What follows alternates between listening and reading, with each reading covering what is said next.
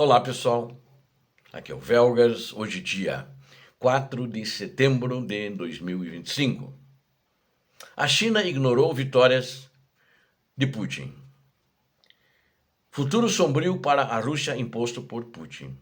Quero convidar, inscrevam-se no canal, você que não é inscrito, aqui você vê a verdade, inscreva-se. Todos peço que deem um like e quero também fazer um trato com vocês para vocês me ajudarem a divulgar bastante o vídeo para suas redes sociais, Facebook, WhatsApp, X, Instagram, tudo que vocês tiverem, para que mais pessoas tenham acesso e assim possam se inscrever no canal. Eu conto com vocês, com essa força que vocês me dão todo dia e quero também essa força para que mais gente se inscreva no canal. Muito obrigado. Bom, a China ignorou as vitórias de Putin, apesar de que vocês podem estar vendo muita coisa sendo falada contrária na imprensa. Declarações do ditador da Rússia, em alto e bom som, acabaram sendo ficção. A mídia, por quê? A mídia estatal chinesa ficou em silêncio. Não papagueou o que ele papagueou. Ele chegou dizendo que está ganhando, estão avançando, a economia está boa, e vamos em frente, vamos que vamos, e ninguém deu bola. Ouviram em silêncio e ninguém publicou isso. E alguns acordos que ele queria para ajudar a guerra dele, lá na Rússia, lá da China, ele também não conseguiu. Ele está dizendo que fez acordos específicos com gás, etc., mas a China limitou-se a uma declaração seca de que as partes assinaram mais de 20 documentos de cooperação, alguns dos quais de fato envolvem energia. No entanto, detalhes importantes sobre o projeto Power de Sibéria 2 não foram divulgados. E de acordo com o Financial Times, que teve a sua inteligência de informações, a declaração demonstrativa de Moscou se mostrou prematura. Então ele declarou que estava tudo bem, que tinha o Sibéria 2, porque isso foi mencionado até pelo presidente chinês de segurança energética, o Victor Gao. Segundo ele, trata-se mais de uma declaração de intenções do que de acordos reais. Então aquele gasoduto, aquele negócio todo, Sibéria 2, então é mais uma declaração de intenções, que ele disse que fizeram um acordo. Já ontem se declarava na imprensa aqui, na televisão, vocês podiam ver no Brasil. O especialista chinês enfatizou que os detalhes das negociações estão por vir. A principal intriga para Moscou são os termos comerciais do futuro acordo. Sem preços e termos claramente definidos, a Rússia não obteve um resultado garantido que ela esperava. Ao mesmo tempo, esses parâmetros determinam o destino da Gazprom, que enfrenta sérias dificuldades após a perda do mercado europeu e uma forte redução na receita.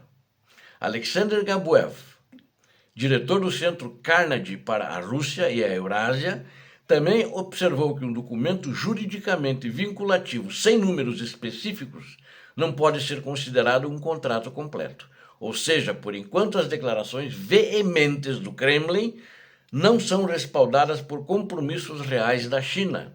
A situação mostra que Pequim prefere agir com cautela e não tem pressa em assumir compromissos rigorosos com a Rússia, que busca compensar o fracasso na direção europeia. Para Putin, quaisquer acordos, mesmo preliminares com a China, são uma forma de mostrar, antes de tudo, ao público doméstico sucessos na política externa, de criar a aparência de uma parceria estratégica para ofuscar os fracassos da guerra na Ucrânia. A guerra que ele começou criminosamente, a guerra que ele está fazendo crimes de guerra, e vocês não tenham dúvida, não são só os soldados que são criminosos de guerra, eles estão lá em nome dele, não são só os oficiais ou os generais.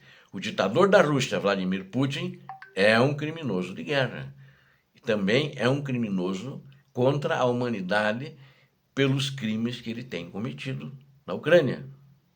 E ninguém deu a mão para ele para detalhar as coisas e ajudar a fortalecer a Rússia. Acho que ali é uma aliança de faz de conta, É uma aliança e eles viram que a Rússia está fraca. Todo mundo sabe que a Rússia está fraca. E vamos dizer o seguinte, o presente e futuro sombrio de Putin para o povo russo. É um presente que ele deu isso para ele. É um presente sombrio, né? Essa guerra que está acabando com a Rússia. Consequências dolorosas para a Federação Russa como um todo, né? Para a população. Inclusive aqueles que apoiavam, eles estão tendo dificuldades e vão sofrer cada vez mais. Aliás, eu comecei a dizer isso já desde o final de 2022, até antes, quando começaram a vir as sanções. Ninguém acreditava, porque o Putin dizia, não, nós estamos bem, a economia está bem. E, de fato, ele tinha uma certa gordura para queimar. Mas depois começaram a destruir as refinarias, né? Que é a vaca leiteira dele, que dava o dinheiro. Ele tirava o leite, né? Aquele leite negro, o petróleo, e vendia. Agora as refinarias queimaram. Não tem mais o que vender, né? A economia russa está em crise. Não está entrando, ela está em crise. Alguns analistas internacionais dizem que está entrando em recessão. Talvez já esteja em recessão. É que ninguém pode entrar lá para ver. É o mesmo regime da União Soviética. Nem o FMI vai lá, vamos dizer assim, conferir os números. De acordo com os resultados do primeiro semestre de 2025, a proporção de empresas deficitárias no país atingiu 30,4%. Né? O maior número dos últimos anos, escreve o jornal Izvestia. Segundo a própria Rosstat, que costuma tentar amenizar os problemas, uma em cada 3 empresas no país opera com prejuízo.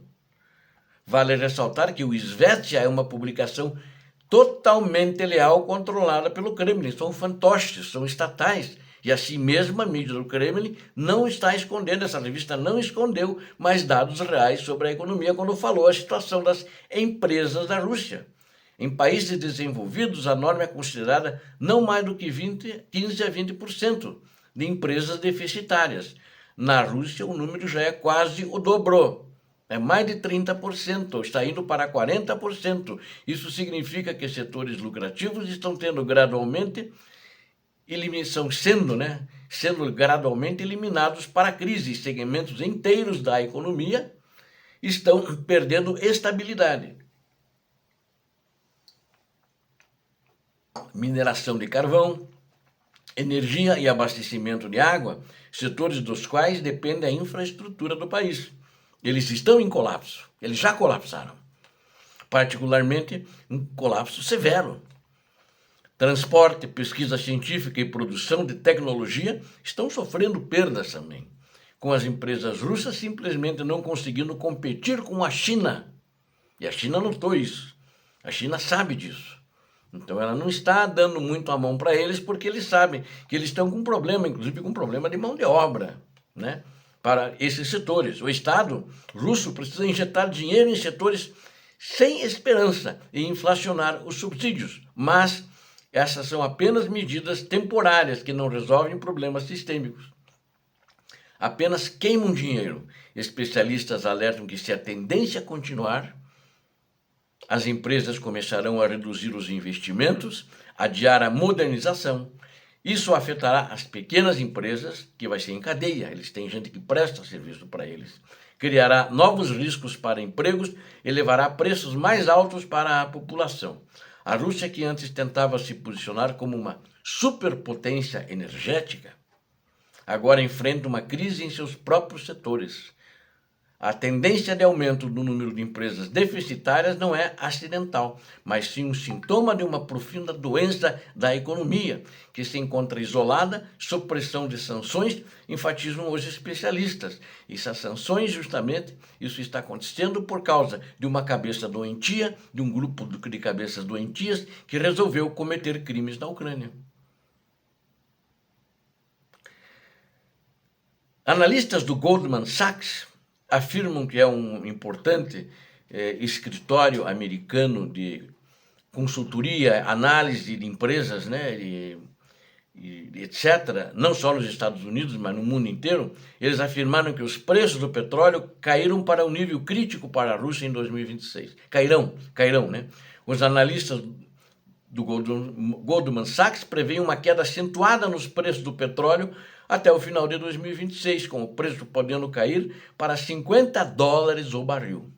Segundo os especialistas, a principal razão para o possível colapso será o aumento da oferta no mercado mundial e o acúmulo acelerado de reservas. O banco espera, já no quarto trimestre de 2025, a oferta de petróleo exceda a demanda em uma média de 1,8 milhão de barris por dia. Essa situação, segundo seus cálculos, continuará ao longo de 2026. O desequilíbrio resultará em um acúmulo recorde de reservas globais. Segundo Goldman Sachs, as reservas globais de petróleo podem aumentar em quase 800 milhões de barris até o final de 2026. Isso gerará pressão adicional sobre os preços e intensificará a concorrência entre os fornecedores. Tchau, Rússia. Não tem, e as refinarias estão quebradas. Precisa de dinheiro para fazer novas refinarias. Não é lá apertar um parafuso que vai dar certo. Esse cenário traz sérios riscos, preocupa principalmente a Rússia, né? Acho que deixa o Putin desesperado, cujo orçamento é composto em grande parte, ou melhor, dá para dizer, na maior parte, justamente das receitas de petróleo, é o principal produto dele. Tem o gás, mas o petróleo é o principal produto dele. Se as cotações caírem para 50 por barril, o ditador da Rússia provavelmente enfrentará, junto com o seu grupo moscovita, guerreiro criminoso, um déficit orçamentário e uma redução acentuada no financiamento para a guerra contra a Ucrânia. Obrigado a vocês que assistiram a esse vídeo. Conto com vocês, ajudem o canal a crescer, compartilhem para as suas redes sociais, como eu sempre peço, mas vamos compartilhar mesmo, pelo menos por uns 10, 15 dias, para umas 10, 15, 20 pessoas, o máximo que vocês puderem, dá uma força para o canal. Né? Vamos continuar juntos, que aqui vocês veem a verdade. Deus abençoe a todos vocês, Deus abençoe a Ucrânia, Deus abençoe o Brasil. Paz e bem, paz para toda a humanidade.